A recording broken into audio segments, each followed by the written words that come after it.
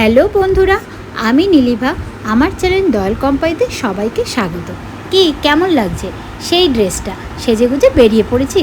কোথায় যাচ্ছি? হ্যাঁ বলবো। আসলে আজ ছুটির দিন, তাই একটু নিজের যত্ন নিতে যাচ্ছি। সারা সপ্তাহ ইনকাম করে যদি নিজের জন্য একটু টাইম না বের করি, নিজেকে না ভালোবাসি, তাহলে আর কি হবে এত ইনকাম করে? তোমরা বলো, কি তোমরাও তাই করো তো? ইয়েস, আমিও তাই জন্য চলে যাচ্ছি নিজের প্যাম্পারিং, সেলফ প্যাম্পারিং, বুঝলে? এই যে দা হাবিবসে আমার বাড়ি থেকে খুবই কম ডিস্টেন্স, মাত্র 7 মিনিটস। তো আমি চলে গিয়েছিলাম আমার চুলটা স্পা করাতে। তো ফাইনালি আমার চুলটা ওয়াশ করিয়ে স্পা ক্রিম লাগাতে ভাইটা শুরু করে দিল। খুবই যত্ন সহকারে আমার হেয়ারে ওরা ক্রিম লাগাচ্ছিল।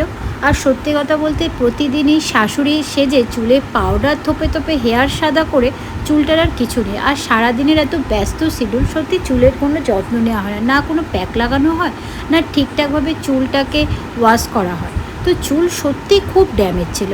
আর আরেকটা জিনিস, যে স্পা করলে স্পায়ের পরে ক্রিম লাগানোর পর যে ম্যাসেজটা দেয়, তো সেটাই আমি খুব রিলিফ পাই। আমি অনেক পার্লার ইউজ করেছি, বাট কিছু কিছু পার্লার আছে যেখানে এই ম্যাসেজটা মানে খুব ভালো দেয়, সবাই কিন্তু সেই লেভেলে দেয় না। তো আমি হাবিবসেও এর আগে একবার করেছিলাম, তো আমি খুব স্যাটিসফাই ওদের কাজে। তো তাই জন্য সেকেন্ড টাইম আমি আবার গেছিলাম। এর আগেও আমি অনেক জায়গায় করেছি, বাট সেটা ডিস্টেন্স বলে আমি সেখানে আর যাইনি। এটা বাড়ির একদম কাছে বলে চলে গিয়েছে। তো ফাইনালি ওটা করার পর ওরা স্টিম দিয়েছিল। তো কিছুক্ষণ স্টিম হওয়ার পর হেয়ারটা ওয়াশ করা হয়েছে। তারপর দেখো ওয়াশ করে আমি বসে গেছি। তো এবার আমার চুলটাকে ড্রাই করবে। এই ড্রাই করার সময় না আমার একটা অদ্ভুত ফিল হয়। দেখো দুজন দুদিক থেকে আমার হেয়ারটা ড্রাই করছে, বেশ চুলগুলো উঠছে, একটা নায়িকা নায়িকা ভাব। আমার বেশ ভালো লাগে, এই জিনিসটা আমি খুব এনজয় করি।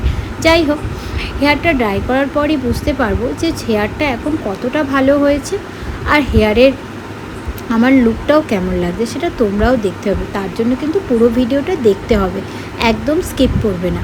আর তোমরাও প্রতিদিন নিজেদের হেয়ারের এইভাবে যত্ন করো, অন্তত মাসে একটা করে স্পা কম্পালসারি। আর যারা করো না তারা এখন থেকেই স্টার্ট করে দাও, নাহলে বিশ্বাস করো হেয়ারগুলো কিন্তু অল্প বয়সেই সব উঠে যাবে, আর কিছু থাকবে না। আর একটা বেবি হলে তো ব্যাস, মায়েদের হেয়ার আর হেয়ার নেই, পুরো টাক ফেলে দেবে।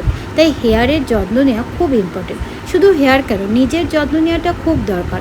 সব কিছু করো, নিজের সংসার সামলাও, নিজের কাজকর্ম করো, সবাইকে দেখো, কিন্তু তার সঙ্গে সঙ্গে নিজের ভালোটা নিজেকেই দেখতে হবে। কে তোমার ভালো দেখবে সেটা দেখলে হবে না, তার আশায় বসলে হবে। নিজেকে ভালোবাসো, নিজেকে ভালোবাসলে তবেই না তুমি অন্যকে ভালোবাসতে পারবে, তবেই তো সবাইকে ভালো লাগবে। এই দেখো কথা বলতে বলতে আমার হেয়ারটা তো ড্রাই করেই দিয়েছে। দেখো কেমন লাগছে, লাগছে না ঝাক্কাস? বিশ্বাস করো, এরপর আমার মনে হচ্ছিল কতটা হালকা লাগছিল মাথাটা, চুলগুলো একদম স্মুথ হয়ে গেছে। সিরিয়াসলি মানে চুলে পুরো নতুন জীবন ফিরে পেয়েছে। ইভেন ওখানে একজন ছিল, একটা মেয়ে, সেও আমাকে বললো, দিদি এইবার তোমার মনে হচ্ছে যে চুলটা ন্যাচারাল। টাটা। সো ভালো লাগলে লাইক, কমেন্ট, সাবস্ক্রাইব।